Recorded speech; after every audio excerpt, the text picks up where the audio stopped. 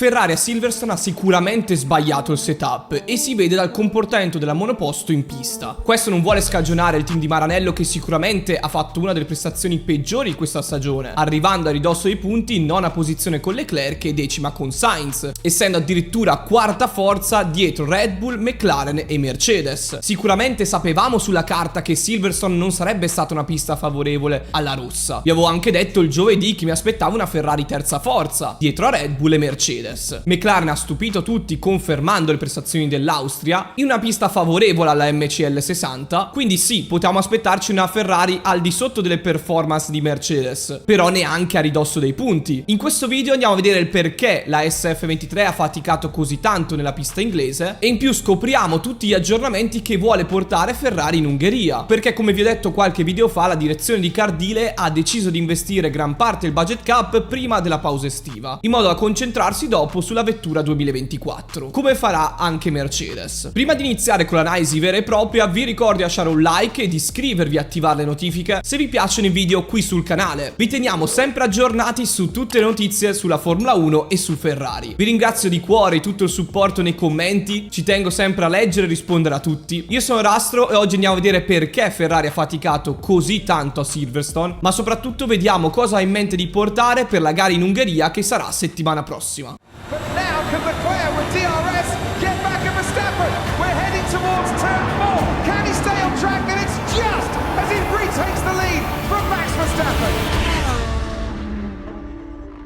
Voglio partire analizzando le dichiarazioni di Leclerc, che ha criticato sì la strategia di Ferrari, che ha sbagliato a farlo fermare nel primo pit stop così presto, passando dalla gomma media alla gomma hard, ma ha anche giustificato Ferrari dicendo che erano costretti a fermarsi in quel momento perché Russell era molto vicino e poteva fare anche un undercut. Poi il pilota inglese ha deciso di fare un overcut e non un undercut perché era più conveniente, ma con queste dichiarazioni Leclerc ha posto il problema sul setup della Ferrari, dicendo che non si trovava bene con la monoposto e non riusciva a esprimere il massimo potenziale della SF23. Infatti le simulazioni sul passo gara parlano di un ritmo molto lontano rispetto a quello che la Ferrari ha espresso in pista, una perdita sul giro di circa 2 decimi e mezzo che corrispondono nella durata totale della gara di 52 giri a circa 15 secondi. Insomma, Ferrari ha sicuramente sbagliato il setup, non è riuscita a mettere in temperatura queste nuove gomme di Pirelli che, come ha confermato lo stesso Mario Isola, sono più resistenti e quindi hanno una finestra di temperature diversa rispetto alle gomme di prima. E se vogliamo, Ferrari è stata fin troppo gentile sulle gomme, preservandole e aspettandosi un degrado più alto, sia per le temperature asfalto che erano più basse la domenica rispetto al venerdì, ma anche perché queste nuove gomme Pirelli garantiscono performance con un setup più aggressivo, cosa che Ferrari non ha usato. Abbiamo detto più volte che la modifica alla beam wing che va a lavorare insieme al diffusore è una modifica che si aspettavano di portare in Ungheria, ma nel reparto aerodinamico di Maranello sono riusciti a anticipare questa novità, quindi stanno lavorando tanto in Ferrari per cercare di ottimizzare la SF23, portando gli aggiornamenti il prima possibile. Reduce da una gara a Silverstone dove Ferrari non ha consumato per niente le gomme e dove si poteva azzardare addirittura una strategia a una sosta con anche gomma soft e media senza utilizzarla hard, come abbiamo visto fare sui piloti Mercedes, sarà interessante ora vedere come si comporteranno le vetture per la pista in Ungheria di Budapest. E nelle ultime due gare, quella in Austria e a Silverstone, abbiamo visto un avvicinamento di McLaren che punta a essere seconda forza e sarà interessante vedere il suo comportamento in Ungheria, Aston Martin che ha fatto un netto passo indietro rispetto a quello che abbiamo visto per esempio in Canada, e Ferrari che non si è mostrata costante. Come vi ho detto anche domenica, ero un po' preoccupato per le prestazioni di Ferrari e Vasseur ha anche ammesso che sono stati molto spaventati in casa Ferrari dal long run del venerdì di Sainz su gomma soft, che ha mostrato tanto degrado, e per questo hanno deciso di non utilizzare questa gomma domenica in gara. Il fatto che sia mancato Leclerc nell'FP2 a causa di un problema al motore elettrico è stata una grave mancanza che ha comportato poi dei problemi di setup sulla vettura. Sicuramente quando hai solo un pilota a disposizione per lavorare sulla SF23 riesci a fare la metà del lavoro e sperimentare di meno sul setup, cosa che era molto importante a Silverstone viste le gomme nuove, ma sicuramente ci fa dubitare di meno sulle performance della SF23, che non sono sicuramente da quarta forza. Deve cercare di rimanere costante tra la terza e seconda forza vicino a Mercedes, e quindi dovremo rivalutare testare la Ferrari anche in Ungheria, per vedere che poi gli aggiornamenti portati nelle ultime gare danno i risultati sperati. Sicuramente prosegue il lavoro in Galleria del Vento al CFD, sfruttando le ore a disposizione, però attenzione che anche il limite del budget cap non è lontano per Ferrari, e quindi la rossa deve giocarsi bene gli ultimi aggiornamenti che può portare in pista prima della pausa estiva. E attenzione a un punto importante: la nuova Beamwing introdotta a Silverstone era già stata omologata da Ferrari in Arabia Saudita, a Jeddah, per quello non è comparsa tra gli aggiornamenti nuovi portati dai team. Però il team di Maranello ha deciso di utilizzarla a Silverstone, vedremo se darà risultati sperati anche in Ungheria, e grazie alle modifiche portate a Barcellona e i correttivi sul fondo, Ferrari è riuscita a migliorare il comportamento a vettura, allargando a finestre di setup, e per questo a Silverstone hanno deciso di utilizzare finalmente questa nuova Beamwing. E lo stesso Cardile, attuale direttore tecnico di Ferrari, ha deciso di lavorare molto meno sulle simulazioni e portare direttamente aggiornamenti in pista, così da avere un riscontro più diretto se le novità funzionano o meno. Al tempo stesso alle simulazioni continuano i lavori per cercare di estrarre il massimo potenziale della SF23, e quindi questo lavoro di affinamento del setup continua nelle simulazioni e dovremmo vedere dei risultati concreti tra la gara in Qatar e la gara in Giappone. Abbiamo visto quindi quali problemi ha affrontato Ferrari a Silverstone e come ha intenzione di gestire il budget cap, gli aggiornamenti e il miglioramento del setup. Ma cosa vedremo effettivamente in Ungheria? Nella pista di Budapest Ferrari ha intenzione di introdurre una novità all'ultimo flap dell'ala anteriore. La maggior parte dei team cercano un maggiore effetto outwash nell'ala anteriore, soprattutto nella parte esterna, con invece la parte più interna che ricerca un effetto upwash. L'abbiamo visto nella nuova ala anteriore introdotta da Mercedes a Silverstone e anche la nuova ala anteriore introdotta da Aston Martin. Anche Ferrari seguirà questa direzione, concentrandosi soprattutto nell'aumentare l'effetto outwash. La SF23 tornerà con una configurazione da alto carico nella pista ungherese e i tecnici di Maranello si aspettano delle prestazioni per McLaren simili a quelle dell'Austria. E attenzione a un particolare importante, perché a Silverstone abbiamo visto generalmente temperature dell'asfalto basse, mentre in Ungheria le temperature saranno più alte, e quindi vedremo come i team gestiranno il degrado gomme, che è stato inesistente a Silverstone, e vedremo se Ferrari è riuscita a migliorare questo aspetto, cercando di non essere né troppo conservativa né troppo aggressiva. McLaren sicuramente è riuscita a far lavorare meglio le gomme rispetto ad altri team, con temperature più basse, riuscendo a mettere in temperatura gli pneumatici più in fretta. Sarà interessante vedere se riuscirà a fare la stessa cosa con alto degrado delle gomme a Budapest e con temperature più alte, senza andare a stressare troppo gli pneumatici e quindi mettere in crisi le gomme. Concludo dicendo che Ferrari ha avuto paura di rischiare, e questa paura poi l'ha pagata anche in gara. Siamo stati molto severi con il team di Maranello, vedendo anche invece le performance di Mercedes, che ha differenziato la strategia, facendo partire un pilota con la gomma soft, un altro con la gomma media, e invece dall'altra parte Ferrari non ha avuto il coraggio di osare. E sì, sicuramente abbiamo visto una Ferrari più forte, per esempio a Megos e Beckett nelle curve d'appoggio, che nonostante aveva una configurazione in setup a medio-basso carico, non si è comportata male, è stata in linea anche con Red Bull in alcuni punti. Non abbiamo visto un porpoising marcato e quindi anche le sospensioni state più morbide. Insomma, Ferrari ha mostrato dei riscontri buoni in pista, ma avendo lavorato con un setup non ideale, non è riuscita a concretizzare un buon risultato ed è stata nettamente al di sotto delle aspettative. Rimango fiducioso nel vedere una Ferrari più competitiva in Ungheria, una pista ad alto carico aerodinamico dove conta avere una buona velocità in trazione ma anche un buon grip laterale, essendoci tanti cambi di direzione, e vedremo se la modifica alla Beamwing potrà dare i risultati sperati anche in pista. Attenzione alle qualifiche, che saranno un punto fondamentale a Budapest, essendo un circuito dove è difficile superare ed è molto facile difendersi, anche perché da ferrarista ci tengo sempre a criticare la rossa quando sbaglia in maniera oggettiva, però a sperare sempre che possa risalire e tornare alle posizioni di vertice che gli spettano. Ma sono curioso di sapere se siete fiduciosi per la Ferrari in Ungheria. Potrà ritornare a essere seconda forza o rimarrà ancora quarta forza come abbiamo visto a Silverstone? La modifica all'ala anteriore e il setup migliorato potranno dare i risultati sperati? Sono curioso di leggere e rispondere a tutti i vostri commenti. Qui da Astra è tutto, ci vediamo a un prossimo video.